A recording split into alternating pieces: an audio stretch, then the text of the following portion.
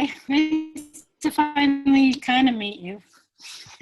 Right, to see you. All right. Our audience filing in here. So, hello everybody. My name is Chris, and welcome to Powerhouse Arena's virtual events. I'm very pleased to be hosting the launch for Rockaway by Diane Cardwell. Thank you everyone for coming. You'll be able to ask questions through the Q&A function on the bottom of your screen there. And you can also through the chat, or you can raise your hand for audio. You can also buy the book at powerhousebookstores.com, which is our new online bookstore. And I will post the link in the chat as well. It's 10% off for a limited time only. Diane will be in conversation with Jill Eisenstadt, and I'll introduce them now. Jill Eisenstadt is the author of the novels Swell, From Rockaway, and Kiss Out. Her writing has appeared in the New York Times, Vogue, Elle, Boston Review, New York Magazine, and Bomb, and she lives in Brooklyn. Diane Cardwell, a founder of Vibe magazine, is a former reporter for the New York Times. She was among the inaugural writers of Portraits of Grief, the Times' signature profiles of those killed in the 9/11 World Trade Center attacks. She lives in Rockaway Beach, New York.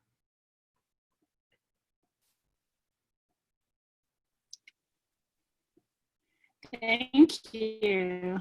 I guess I'll start. Can you hear me, Diane? I can. Okay. Thank you for coming, everybody. I guess I need to do gallery view so I can see everybody. But we decided for the format we would do something a little unusual, and we would have Diane read excerpts throughout our conversation. So we thought we'd start with an excerpt about surfing, since this memoir is about learning to surf, amongst other things.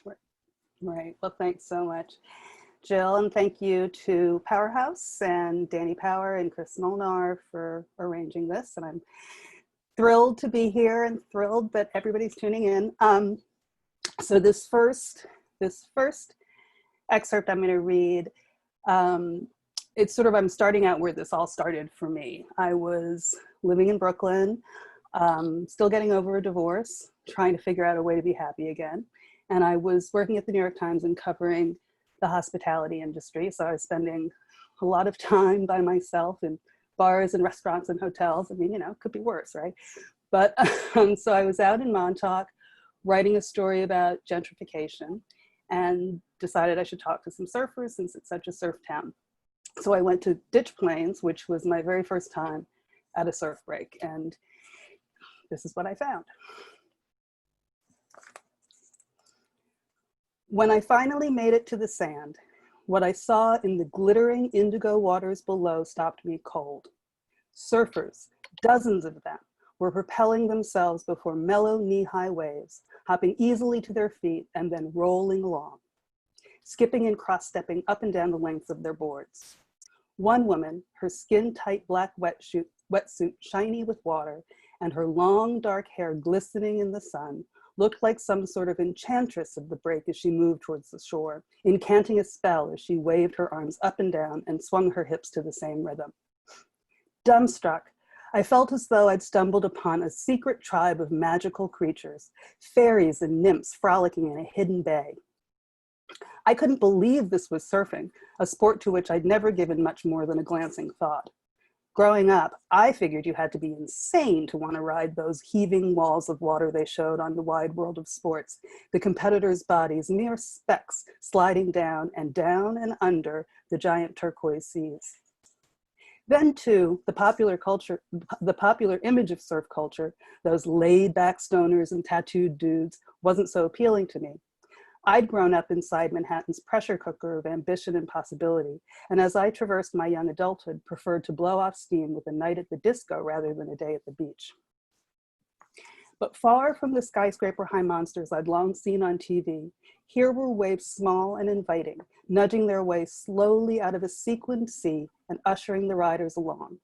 I stood there for what must have been an hour, transfixed. This is surfing? I thought. Then another, quieter voice rumbled up from deep inside. Maybe I could do that. So as that excerpt shows, it was a bit of serendipity that led you to surfing.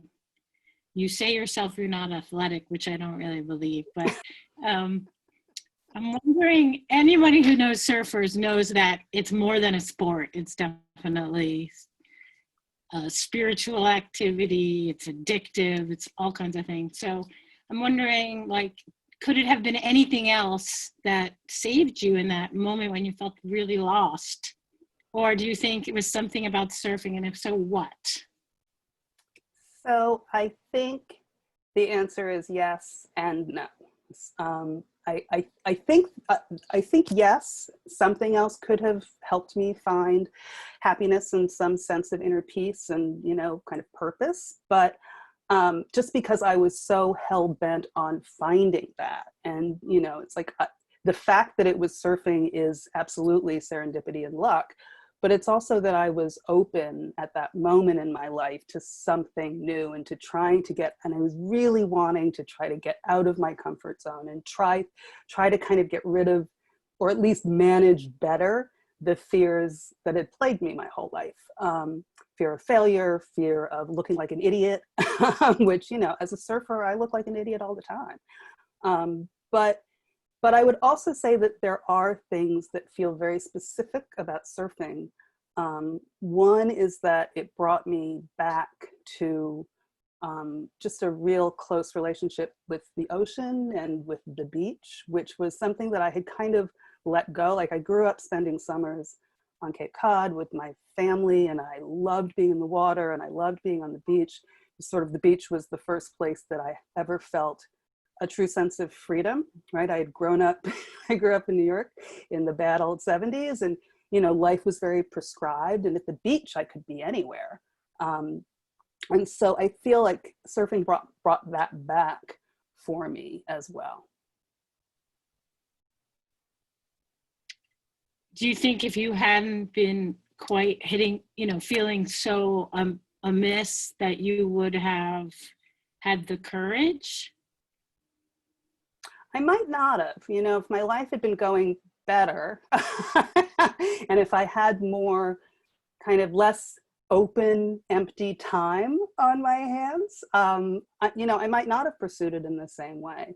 Although what's funny is that it turned out my ex-husband also discovered surfing. I mean, he didn't keep up with it, but Wow. it was the strangest thing. I was like, you are kidding me.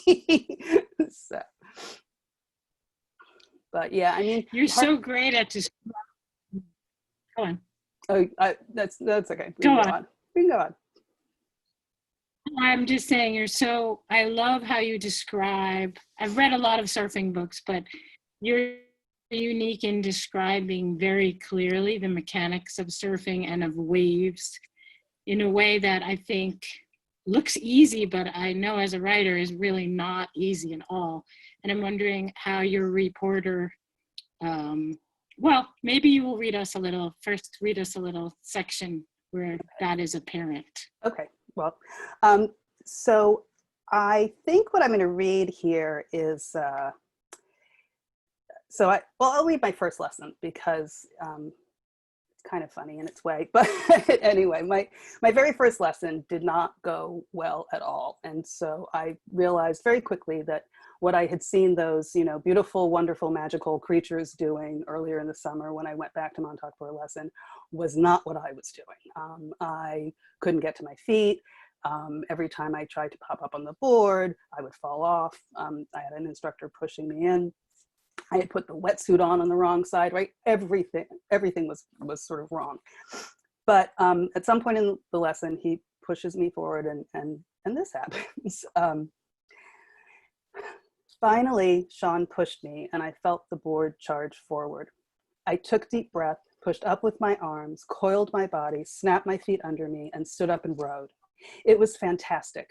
For an instant, I jacked into a mysterious engine whose thrust allowed me to glide on the ocean itself, as if the board no longer existed, and I was a waterborne Hermes with sea spray instead of wings at my heels, channeling all that energy from the depths to fly toward the shore. And then, just as suddenly, my weight shifted, and there I was again, falling back into the water. It hardly mattered. My body was flooded with adrenaline, and my heart was trying to break free of my chest. It was a powerful high, cosmic, euphoric, liberating, addictive. And yes, oh yes, I wanted some more. Then a couple months, well, maybe a year later, I was sort of learning to surf, having some success in lessons, not surfing on my own. And I decided to go to a surf camp in Costa Rica, where I struggled and struggled and struggled, and was beating myself up every night thinking, why is this so hard for me? Why is everybody else able to surf and I can't? I've started too late, and all of those kinds of anxieties and self-recriminations. But on at the last lesson, the instructors really worked with me and finally got me what they call out the back, which is also outside beyond where the waves are breaking and you can catch unbroken waves. And so she coached me into one. And this was my experience of it. Suddenly, I was at the top of the wave, the nose of the board tipping down toward a hollow of golden blue, the tail lifting higher than I'd ever felt it. As I held on and slid down and down and down the face, the roar of water rearing and crashing somewhere around me, I took a deep breath and aloud talked my way through the positions to standing. Tabletop, front foot through, stand up, hip forward, arm back. Immediately I was riding, whizzing toward the shore, first as if shot from a cannon, but then as if I were floating inside a glass bubble like Glinda the Good Witch. Time slowed down and space opened up, and even the water went quiet, as if I was suddenly hearing it through earplugs. The sun was about to set and bathing everything in amber and peach and pink. As I continued toward the shore in the thickets of palms and bamboo, I kept expecting the ride to end, but it didn't. It just went on and on and on, steady and smooth. I felt a slight shove as the wave broke, but I stayed upright and found myself slowing on the familiar, bumpier whitewater I'd been in all week. I coasted to the shore, stepped off the board, and bent down to pick it up, finally taking a breath.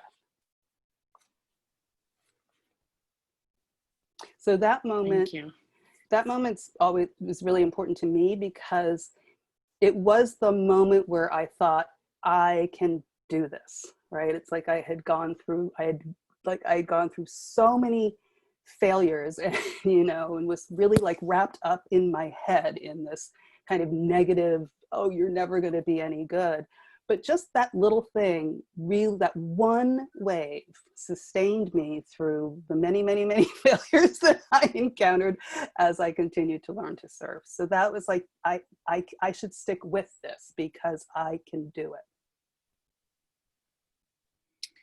Did you, back to my question from before, did you think of yourself as reporting on yourself, as your background as a reporter? I'm sure it informed the writing and trying to describe things clearly, but what about the experience? Were you outside of yourself in some way that helped you, say, in that moment? I don't think in the moment itself. I mean, I think it definitely helped me in the actual writing of it later. I mean, the only thing I could think is that maybe having been a reporter for so long where you're really trained to take things in, keep track of details, pay attention, maybe that helped because I was able to remember quite a lot about these various key moments that happened. Like they were just so indelibly imprinted that when I sat down to write those, I was able to, a lot of it, I was just able to remember. I don't keep a journal, I never have. And I kicked myself every day writing this book for that. but I was able to, but what you said, I think about, expressing things clearly, right? When you're writing journalism, you're basically explaining things to people that they don't know about and that you often didn't know about until you started reporting that story, whatever it is. And so that kind of like ability to break things down into very elemental kinds of language and elements, I think really helped me. Yeah, like as a teacher, I sometimes just ask kids to describe tying their shoes or some simple action. Right. It's amazing how difficult that is. Right. It's incredible. Right. I'm wondering, so when did you decide this is a book? At the end of the narrative that we read, or somewhere in the middle, or did you start to take notes at some point, or what happened? I did not start to take notes, which would have made my life a lot easier. So I think I first had an idea that I could write something about this experience, whether it was an essay or maybe a book after Sandy, when I wrote an essay for Vogue about the experience of being in Sandy and trying to move for surfing and so on and so forth. And that article just got so much response that I just thought, that's interesting. People are interested in this. But I didn't see it as a book until, and then much later, like 2015, which is at the end of the book's timeline.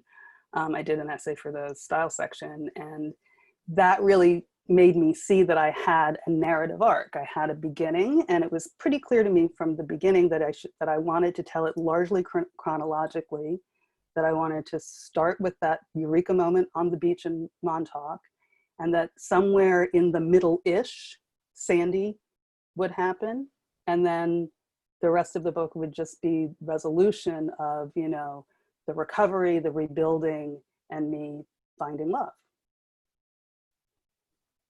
So that leads to Rockaway, which is the thing we have in common. Right. And right. I'm wondering, obviously your move to Rockaway was also somewhat spontaneous, but also really an important transition for this book, which I keep getting back to. There's a way in which I don't mean this in any derogatory way, but it's a how-to, like, it's so uplifting in such a dark time we're in that it's really great. It's so rare that you would read it and it's fake, it's a really kind of a redemption that you had. Obviously, I'm sure the things have gone up and down since or whatever. But so can you maybe read a little section about Rockaway or that decision? Yeah, so this comes after a time that I realized that I've been trying to recreate the life that I feel that I lost, right? And that I had this, really nice townhouse that I shared with my ex-husband in, was it Carroll Gardens at that point? I've lived in so many Brooklyn neighborhoods, I sometimes forget which, which was which. And I just realized that, I was looking at houses and I kept thinking like, I need this, I need that. But at the same time, I was spending a lot of time in Rockaway because I was taking lots of surf lessons and feeling kind of happy when I was in Rockaway and feeling like kind of a failure every time I was in Brooklyn. So anyway, this was the moment that I realized what I should do. All along, I'd had a picture in my head, an imagined future that required extra bedrooms, old world charm, homegrown food, and good public schools. And for some reason, I was insisting on acquiring the house first, stubbornly convinced that I needed to have the trappings of this imagined life tied down before the life itself. My own stupid, irrational version of, if I buy it, it will come. Yet I didn't actually have the life or even any suggestion that I was getting close to it. So I decided to focus seriously on Rockaway as a weekend place that would feed my surfing habit, make my right now work a little better. I kept thinking about my mother, who when I was growing up would never actually use many of the gifts we gave her on birthdays or at Christmas, instead putting them away to save for good, which for her meant a good occasion, a moment fabulous and special enough to call for an item so nice. Maybe it was a holdover from her childhood deprivations during the Depression, but she had preserved the silk scarf, pretty purse, or elegant perfume, stowing it carefully on its shelf or in a drawer. After she died at age 67, when I was in my early 30s, I helped my sister clean out her closet and bureau, boxing up clothing and accessories that still smelled of her, a mix of Gina Tay body splash and the Maha soap and powder she kept in her drawers. She had been all kindness and fun, the person I was always thrilled to talk to, and the buoy who'd kept me afloat in a tempestuous household. I was still railing at the gods over her loss and was gutted at the prospect of spending the rest of my life without her. But as I boxed up her things, I was also struck by all the lovely stuff, unused, wrapped in tissue paper or protective plastic, the detritus of a life imagined but unlived, saved for the good she kept looking for that never came. I think we can all so relate to that. Like, I had a grandfather who was always saving for a vacation he never went on because he died. Right. And it was kind of, my own mother died young, but in reaction to that, traveled everywhere, you know. And this idea of the imagined future, it gets back to how this book is kind of like a manual of how to move forward by somehow letting go of that imagined future. And it's so hard. It's so hard for all of us. So I'm just wondering if you have any advice. I mean, the book itself is advice. Any extra advice? No way. I could use it. Well, I think that's a real struggle, right? But for many people, in part because it's a really fine balance sometimes between setting goals for yourself and having aspirations, right? Which is actually, I think, a really important thing to do, but also, but then you can get, as I think I did, you can get too focused on kind of what things should look like. And you know, it's like a whole, I mean, I just see it as like this image, and that it's like, if you don't have all those elements of it, then you've failed, or then you're never going to be happy.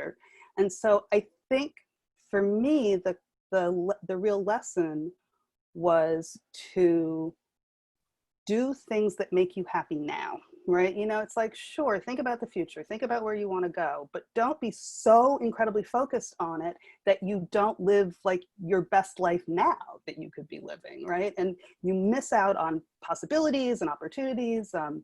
You know, I have a scene in the book that is, for me, a real metaphor of this, where I'm sitting in the surf and I'm trying to figure out which wave to go to. And they're both, I see these things developing way far off in the distance. And I'm thinking, it's like, no, that peak, no, this peak looks better, no, that one, no, this one. And then suddenly I realize that there is a perfectly good wave right in front of me. And I spin around to try to catch it, but I'm too late. And so it's like I missed what could have been a perfectly good ride, because I was like trying to get some perfection out of something that was way out there on the horizon. And so that's essentially how I think about it. But it's not easy. At one point you say, like, to make my right now work a little better, which I love that, you know. Right. I've been thinking about that a lot. Yeah. I just think, like, you know, there's also, I quote this woman who said this to me, but it's in the book, but it still sticks with me, this idea of just like, do what you love, and you will attract the right people into your life, and everything else will fall into place. And I feel that is really true. Yeah. Thanks. So that leads us to our next little bit you're going to read, which is about Sandy. And I got to say, I was kind of upset that it was on the jacket copy, because I love how you, it just comes upon you while you're reading it, just the way that, I mean, the storm, it was sort of glimmers, we knew a storm was coming, but then it's just like, wham, you know, my father's house completely was destroyed with him in it, you know, I mean, oh my God. It was just, you wrote it exactly the way it occurred, which is also back to the reporter thing, I think. Thank you. And I think if it wasn't on the jacket, if for people who didn't know or weren't paying, like even I was surprised, and I guess I wasn't really paying attention to the dates that you were putting on the manuscript, but anyway, something to think about for the paperback. Right. Right. Yeah, well, that was, it's funny, that was one reason that even though I did want to tell the story chronologically, I wanted to start with a prologue, because I at least wanted to let the reader know that, you know, Sandy's coming at some point. So the prologue is sort of set post Sandy, and just, you know, but yeah, that storm, I mean, part of the reason that I wrote it that way was because that is how it felt, right? There were so many like conflicting messages. You didn't really know what was gonna happen, and then suddenly it was like, Irene was such a bust. oh, like right, well, that, yeah, that's the other thing. I mean, Irene had really not had been not at all what was predicted, and so everybody was like, well, I didn't have to leave for Irene, so I'm not gonna leave for this. And then it was like, oh no, this is really really different. So I think it's also like part of the Rockaway character to just not leave. Right. No, that's true too. Kind of like tough it out. So why don't I read this little snippet, which is from the night of Sandy, when I have underprepared for it. I really didn't take it very seriously. So I have, like, you know, a couple extra cans of tuna and some bottles of water, and I'm kind of waiting for the storm to happen. And I hear, you know, the flood comes down the block. I hear something crack. I hear the sound of water flooding my basement. I freak out. And then I decide I have to get out and go to my friend's house because he has a generator, and I just don't want to be alone through it. So, but then I got to my front door. When I opened the door, I realized how much worse things were than I'd thought. Howling winds whipped through the trees, and swirling waters lapped up my steps. Should I even do this? I thought as I went outside, locked my door, and contemplated the cold, the dark, the wet. Maybe not, but I couldn't go backward, couldn't bear the thought of being trapped alone. I lifted one foot, looked around, saw no downed or detached power lines, took a deep breath, squeezed my eyes shut, and let my foot sink. My eyes snapped open and air filled my lungs at the shock of cold water suddenly filling my boot and soaking my jeans, but at least I wasn't frying to death. I descended to the alley and trudged toward the street, water up to my knees and then to my thighs as I reached the sidewalk, the chaotic, overflowing ocean getting louder as I went. Maybe it was the sheer energy fueling and released by the storm that made everything feel electric, but I was as alert as I'd ever been. Sounds crackled and popped, the outlines of objects flashed and sparkled, observations and thoughts shot through my head like flaming arrows. Eyeing the foam-capped eddies near the telephone poles, current sweeping down the block and around the corner, and the wind buckling the no parking signs and white PVC fencing along my neighbor's yard, I thought I'd be safer in the middle of the street. But as I stepped off the curb, a force hit me so hard that I could barely stand, stunning me into a moment of clarity. I could die out here. I was in a current that could sweep me off my feet and smack me headfirst into a telephone pole or toss me around like a rag doll until I drowned. I stepped back and, sheltered by a parked car, just stood there, trapped and afraid and dumbfounded. I felt paralyzed and rooted to my spot. I didn't want to go back to my house, soaked and defeated, to wait it out alone, but I didn't think I could make it to my friends. I thought, I don't know what to do. Did you think about broadening that out to the other things that happened around, like people saving each other from windows from on surfboards, and like you very much kept it to your experience, which I think is a good choice. But I'm just wondering, did you think about that?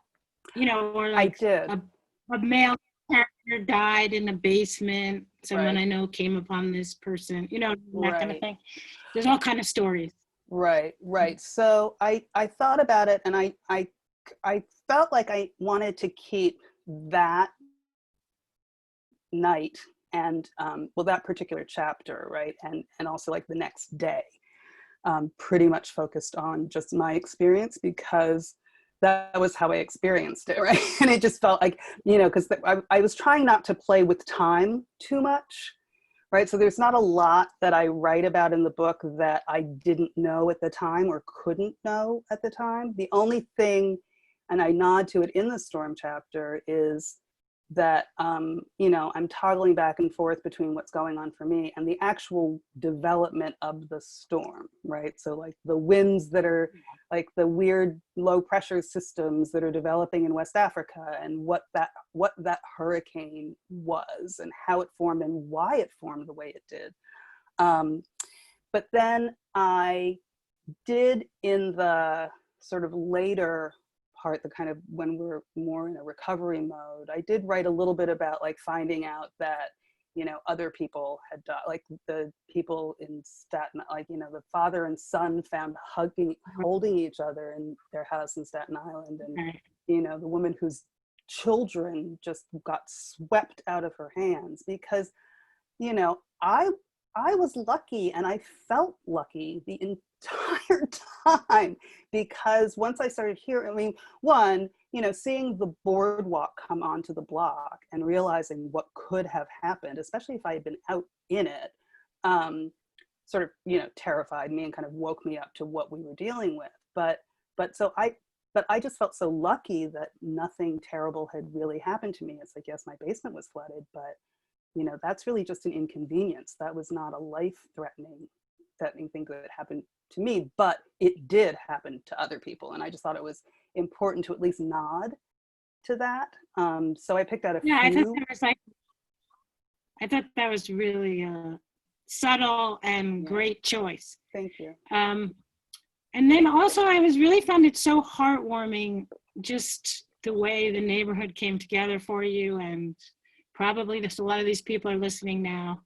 I hope so. Having grown up, and I know that side of Rockaway, but having grown up in a really segregated, you know, there's a lot of places in your book, the parts about surfing with women and like just a lot of things that I feel like, oh, you know, like things weren't that way when I was a kid, you know, or growing up, that I really feel like, oh, I just sort of missed out on something, or maybe I should move back, you know. Why not? It's all good so now. I'm wondering like how much, I mean, you weren't there that long. You were there like a year before Not the storm. even. I was there 6 months before.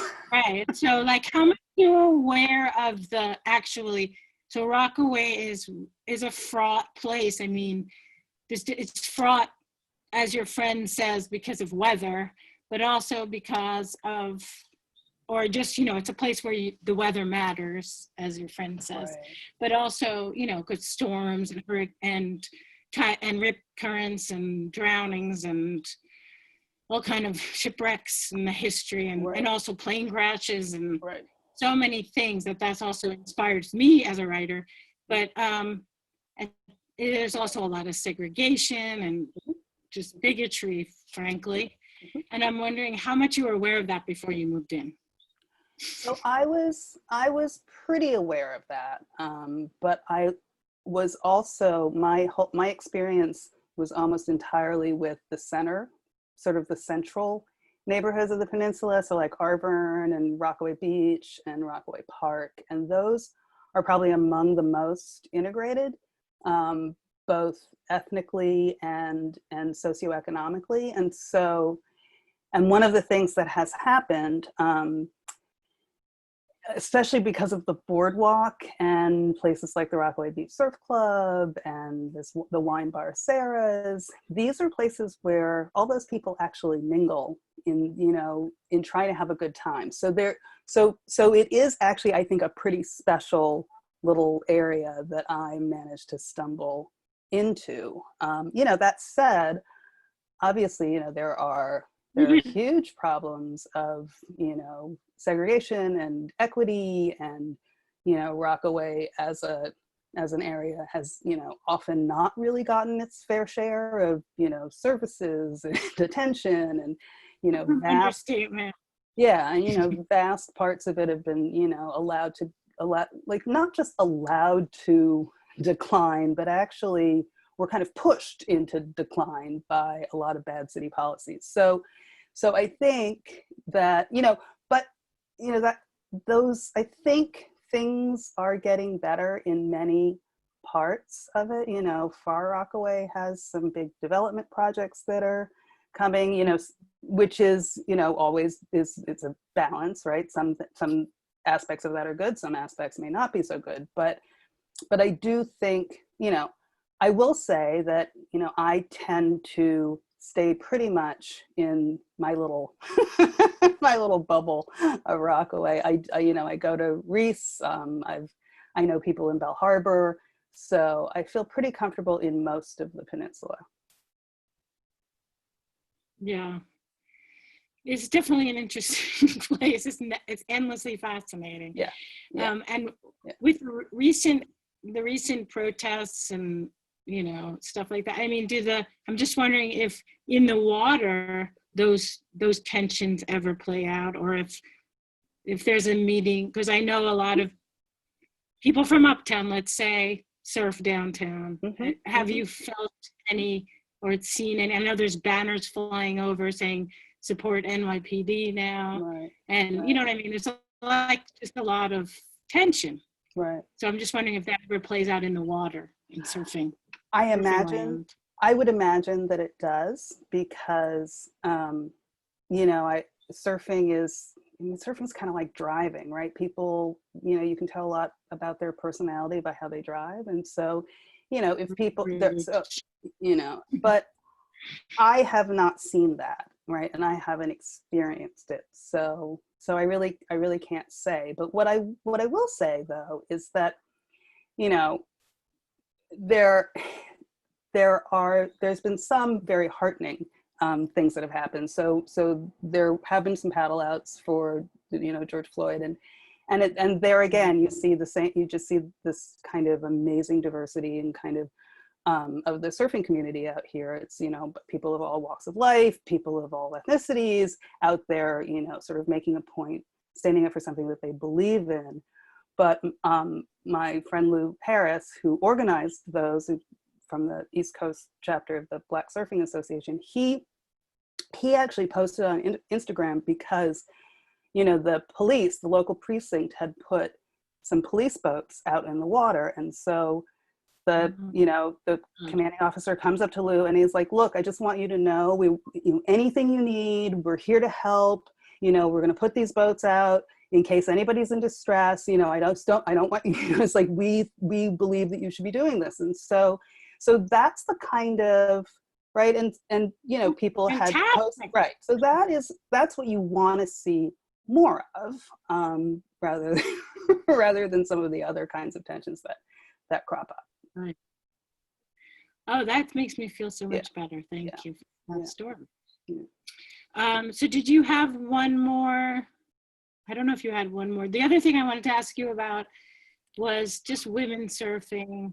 You know, like growing up, it was pretty hard for a girl to try to break into that. My own brother basically harassed me out of the ocean.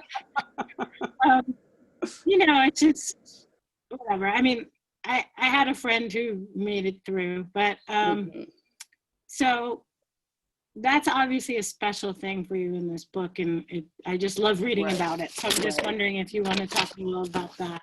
Sure.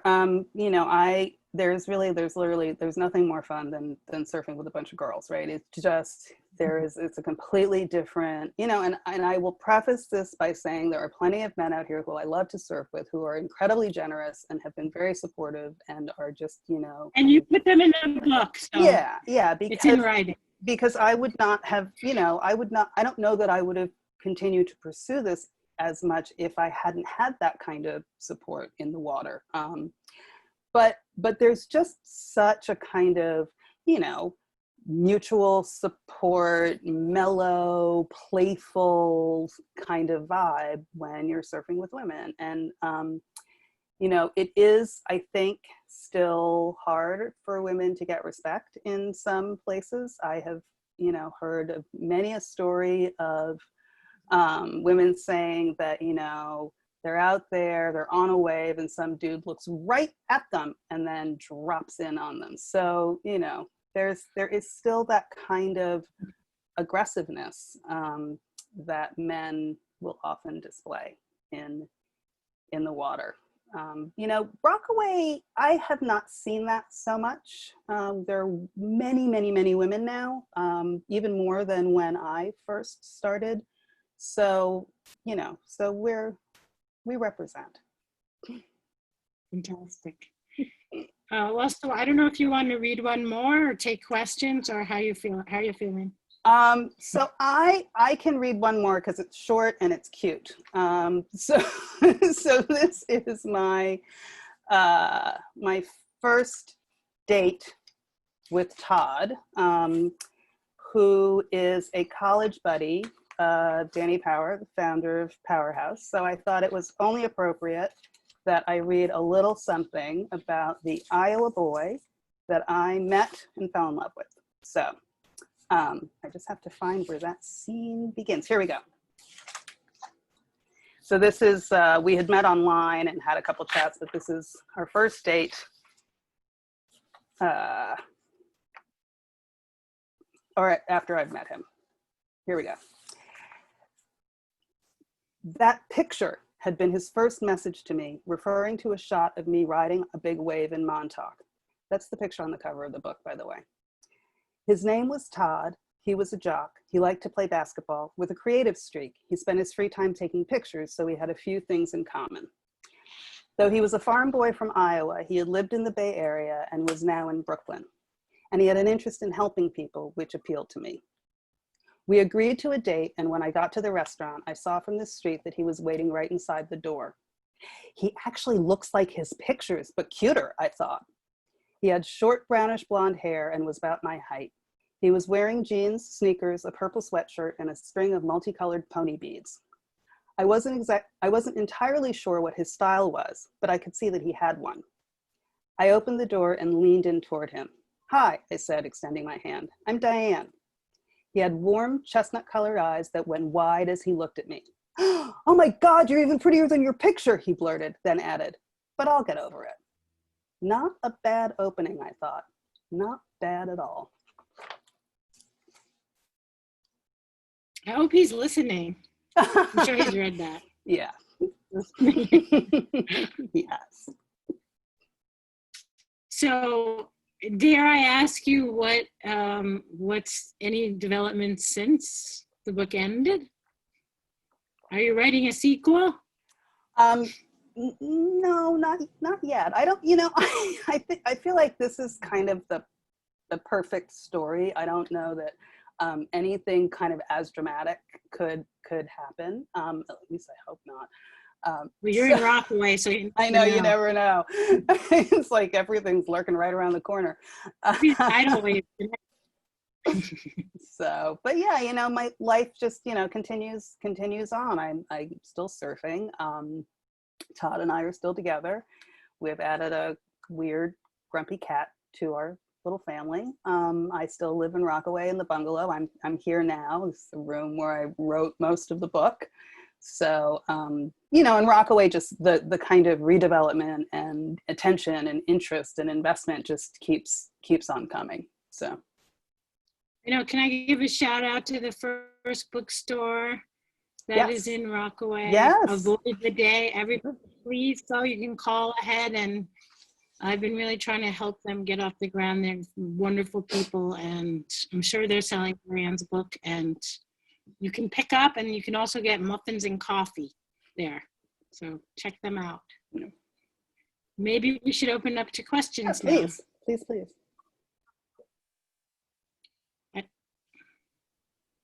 I don't see other people on my screen, so someone else is gonna have to figure that out. Hi there. I think I'm in line to ask a question. Hi, Gabby. Hey. Well, actually, Diana, just wanted to ask if you could expand a little bit on, how you grew up in the Manhattan in the 70s and 80s. To what extent does Rockaway feel like a different city to you, or does it? I should say. I would say, well, Rockaway is a really different city. Gabrielle and I grew up together on the Upper West Side. And back in the days when your parents wanted to make sure that you had your mugger money before you left the house so that, you know, they wouldn't hurt you because you didn't have money.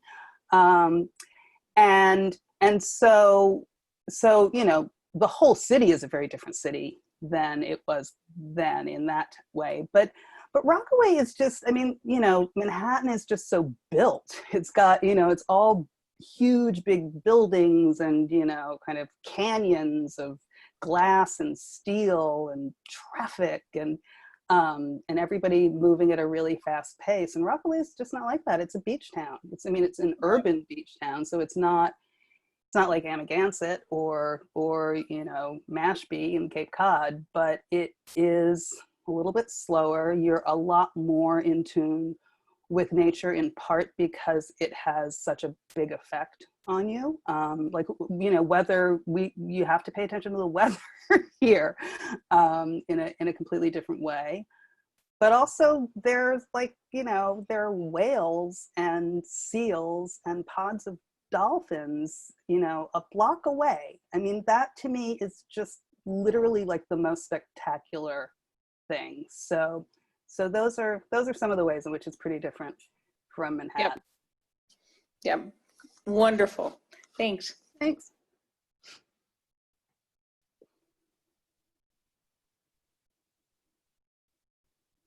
Piping plover too.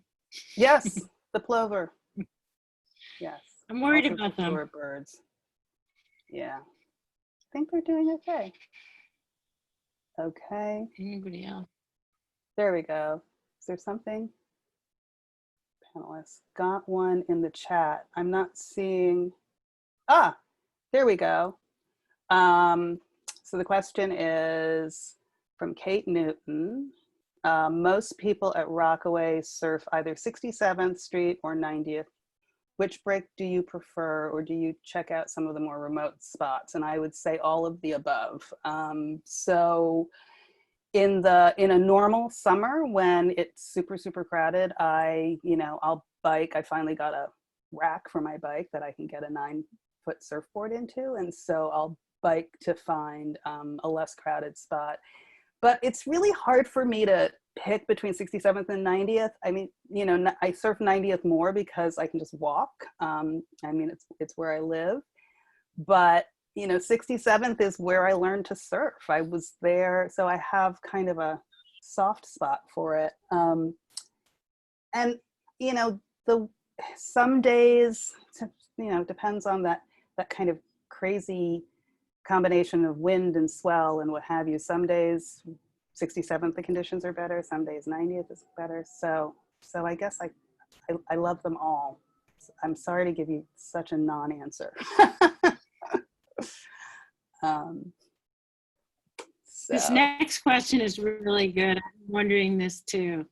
It's what are people, it's from Camille Sweeney, and it's what are people in the neighborhood thinking about the book? Have you heard reaction? Yes. So thus far, the reaction has been really, really good. I haven't heard from a ton of people, but it's just out this week. But the ones I have heard from are really, really loving it. And that, you know, warms the bottom of my heart. I'm just really, really grateful to that. And, you know, that people are saying that they recognize the Rockaway that I'm writing about, and they recognize the people that I'm writing about. And so that's just really, really gratifying that people see it as, you know, see themselves in the book or their Rockaway in the book. Okay. Do you see the next one? I do. Hi, Jules. I think that's the next, right? This is, was there something in the book that came most easily to write, and what parts were most difficult? So let's see, I think the surfing scenes were actually the easiest to write because they're just like, they're so vividly imprinted in my memory, and they are both exciting, and some of them are kind of funny, and I'm sort of I cast myself as the bumbler that I feel I am in surfing. And so those were sort of easy and also a lot of fun. The ones that were the most difficult were, well, one, I was going to say, you know, this and the sandy scenes are probably a little bit of both, right? They were easy because they're vivid, and they were hard because it was such a terrifying, overwhelming thing. The stuff that was hardest was probably going back to my childhood and, you know, writing about, you know, my father, and, you know, kind of the chaos of the house, and his alcoholism and how that affected me. Those were the hardest, because I just had to, like, it's just a weird thing to try to kind of plumb the depths of your your most despairing moments, and then kind of separate yourself from them so that you can write them. So that was, I found, challenging.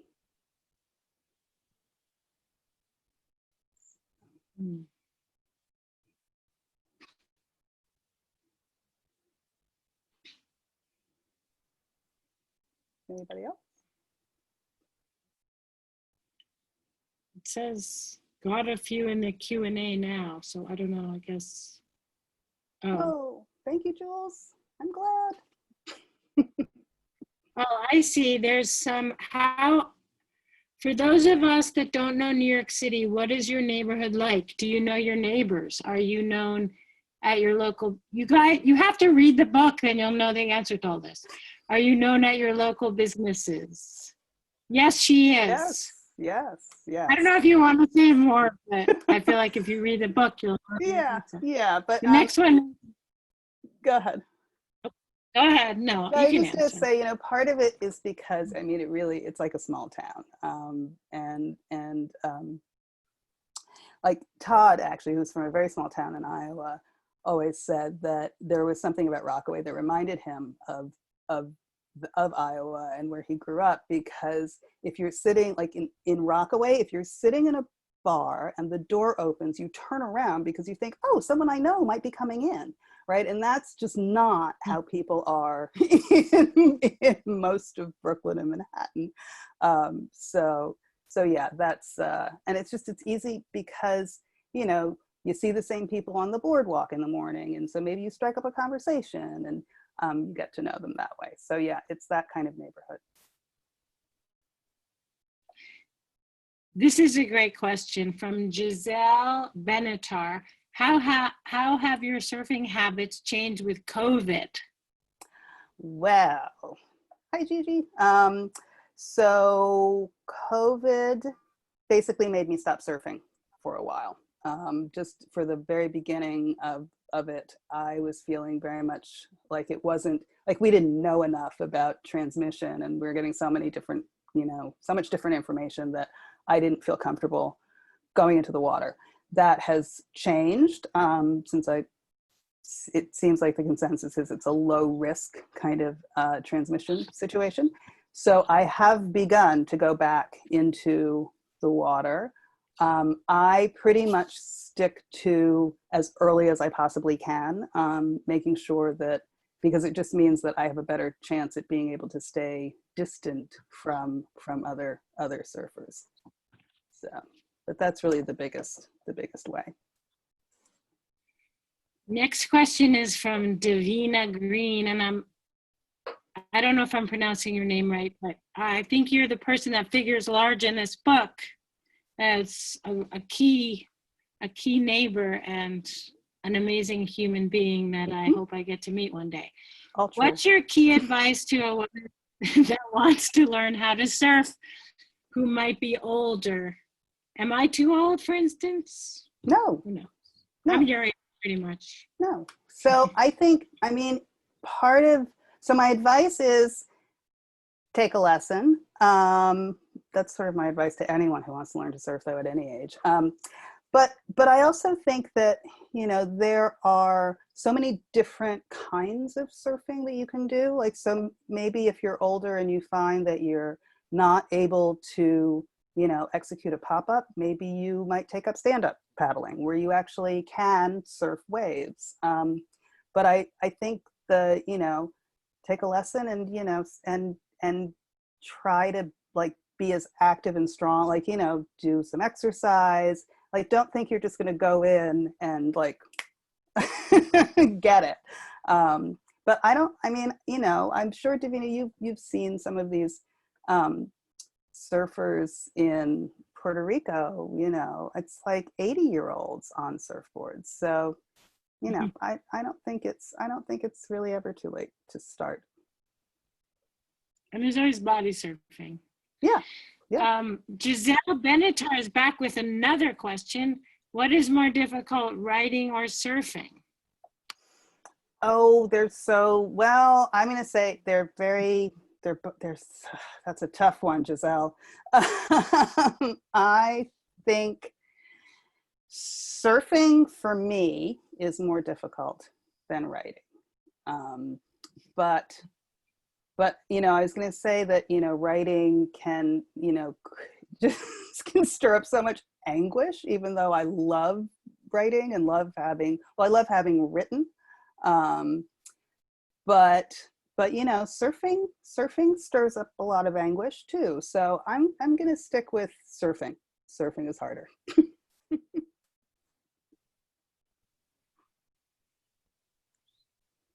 Let's see if there's any more. One from David Timothy. Yeah. Do you want me to read it? I love Yeah. people. David Timothy asks, I love people who reinvent themselves. And it sounds a bit like you've traversed the hero's journey, Joseph Campbell. I was also thinking of Dante, if I can just interject. I've just started the book. Could you talk about the self-discovery and how it might impact your future decisions? What are you exploring and how are you remaining curious? Let's see. Well, I guess what I think is that I feel like I have learned a kind of approach. You know, like I don't have all the answers and I don't know really what's next. But I think just trying to stay focused on what actually brings me joy every day, and using that as the guide to sort of spark what the next thing might be, or how, you know, so how can we have more of X in our lives because we find we love that so much, whatever that is. And so, so that's really what it is. And so in terms of what I'm exploring, it's part of it is kind of a lifestyle thing. You know, how can I continue to surf, continue to write, you know, and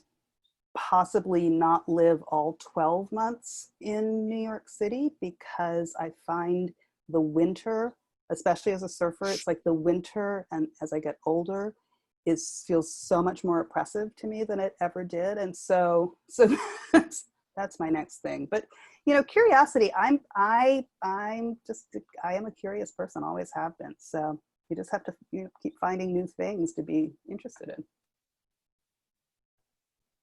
I think that's a great place to end. And Great. Thank you, everyone. And you should go buy this incredible book. Thank you, Jill. And thank you.